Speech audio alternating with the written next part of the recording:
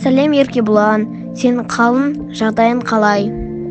Сәлем Бейбітәли, мен қалым жақсы, ал сенің ше? Мен де жақсы. Сен қазақ әдебиеттен үй жұмысын жасадың ба? Немесе сенде бір мәтін бойынша жаңалықтар бар ма?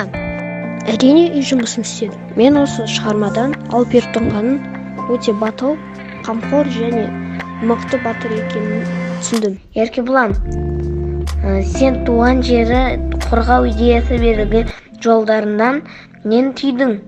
Тәңір сүйіп жаратқан, әлемді өзіне қаратқан, қаһарын жауға таратқан деген жолдар өз халықты қорғау идеясын білдіреді.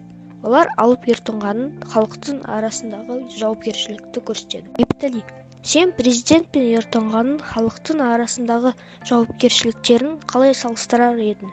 Менің ойымша, президент халыққа өмір сүру жағдайларын түзетуге бара жатыр. Алып Ертұңға халықтың тыныш өмір сүріп, өз ұлы кең байтақ жерін қорғап, халық малын, әдемі қыздарын және жақсы ұзақ өмір сүріп, жауларға бермесін деп көмектесіп жатыр. Еркебұлан, сен қалай ойлайсың? Адам өмірінің өлшеулілігі мәнді де мағыналы өмір сүру туралы ойың қандай?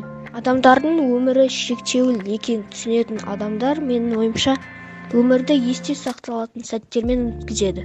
Себебі олар бұл өмірді керемет түрде өткізгісі келеді. Бейбітәли, жақсының аты өлмейді, ғалымның хаты өлмейді деген жолдарының жырға қаншалықты қатысы бар? Жақсының аты өлмейді дегеннен бізге ең бірінші Ертұңғанның есімі миымызға кіреді.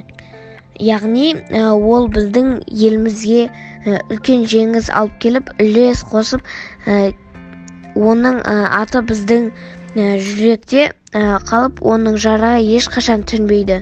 Ал ғалымның хаты өлмейді деген жолдарда өз аңыз туралы айтылған. Яғни осы аңызды біз дерек және хат арқылы өтіп білдік.